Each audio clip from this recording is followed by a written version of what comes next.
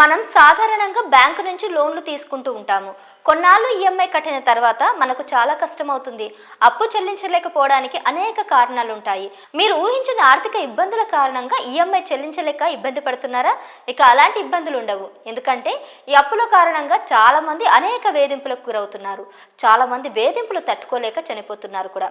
అలా అప్పులు తీర్చలేని వారికి రిజర్వ్ బ్యాంక్ ఆఫ్ ఇండియా శుభవార్త చెప్పింది. ఇంతకీ రిజర్వ్ బ్యాంక్ ఆఫ్ ఇండియా ఏం చెప్తుంది? పూర్తి వివరాలు ఇప్పుడు తెలుసుకుందాం.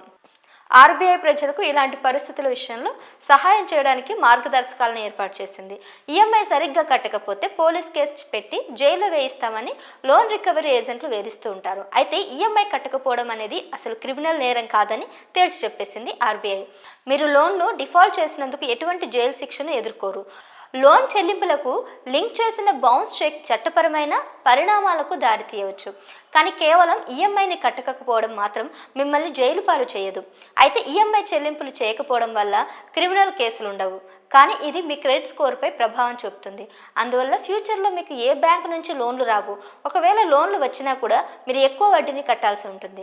మీరు ఈఎంఐ కట్టలేకపోతే బ్యాంకులు మీ ఆస్తులను స్వాధీనం చేసుకోవచ్చు, వాటిని వేలం వేయవచ్చు. కానీ అది ఎప్పుడు జరుగుతుంది అంటే మీరు బ్యాంకుని సంప్రదించకపోతే జరుగుతుంది.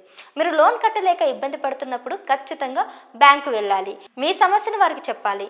మీ లోన్ తీర్చడానికి పరిష్కారం అడగాలి. అప్పుడు బ్యాంకు మీకు పరిష్కారం చూపిస్తుంది. మీ టెన్యూర్ పెంచడమో లేక వడ్డీని తగ్గించడమో లేదా మీకు అప్పు తీర్చడానికి కొంత టైం ఇవ్వడమో చేస్తుంది. దాంతో మీకు లోన్ తీర్చుకోవడం ఈజీ అవుతుంది. కాబట్టి ఈఎంఐ కట్టలేకపోవడం అనేది క్రిమినల్ నేరం కాదు. ఈ రూల్ బ్యాంకులకే కాదు, ఇతర ఫినాన్స్ కంపెనీలకు కూడా వర్తిస్తుంది. మీకు ఈఎంఐ కట్టడం ఇబ్బంది అయితే ఆర్బీఐ రూల్స్ ప్రకారం మీరు బ్యాంకుకు వెళ్ళి ఆ సమస్యను పరిష్కరించుకోవడం మంచిది. ఇక ఈ సమాచారం గురించి మీరేమనుకుంటున్నారో కామెంట్ చేయండి.